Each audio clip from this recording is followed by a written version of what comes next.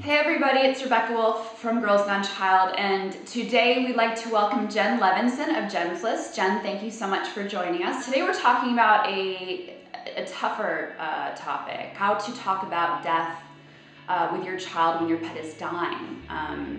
Jen, I know you recently had to deal with this, unfortunately, last week with the passing away of your cat, and I'd love just for you to tell us how that went down. You know, it all happened so fast. He was 19 years old, so he has been with my kids since they were born. It was really important to me not to sugarcoat what was happening. I didn't want to make up any lies or use any words that would maybe confuse them. So I was pretty straightforward with the fact that he had lived a very, very long life. And we spent a lot of time with him over the weekend and just cuddling with him, and we actually took lots of pictures. The kids really wanted to take lots of pictures with him.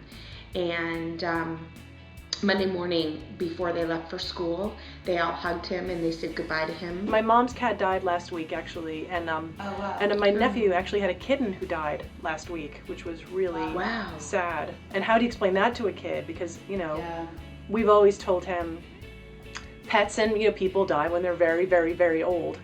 And the 6-month-old kitten suddenly died. So I tried talking to him about that.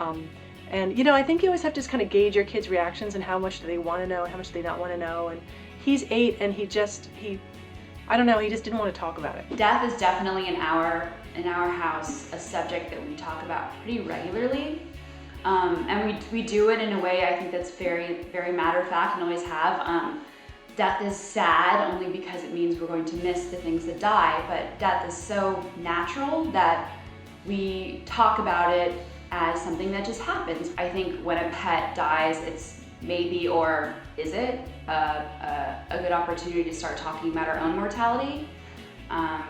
What do you guys think? My 5-year-old, I want to say, just didn't really react. And the funniest thing is that my 2.5-year-old, for like 3 days after Ralphie died, would walk around the house going, "Where's the cat? Where's the cat? Is the cat coming back? When's the cat coming back?"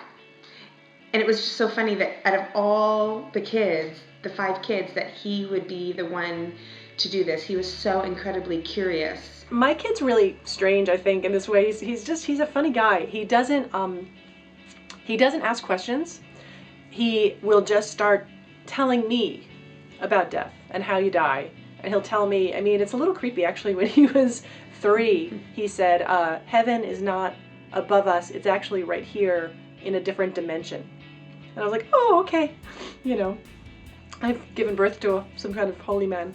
But he'll say things like this a lot, like this kind of, he'll just make these pronouncements, and I understand now that it's sort of an invitation to talk to him about it, but it's never, if I were like, well, do you have any questions about this, whatever, he would just tune me out and walk away. He'd get really mad. So I have to kind of wait for him to bring it up if it's a topic he wants to discuss. Thank you guys so much for joining us. Thank you so much, Jen. Thank you, Alice. And now, what do you guys think? How do you approach the subject of death with your children? We'd love to hear from you. Thanks. Join the Momversation at momversation.com.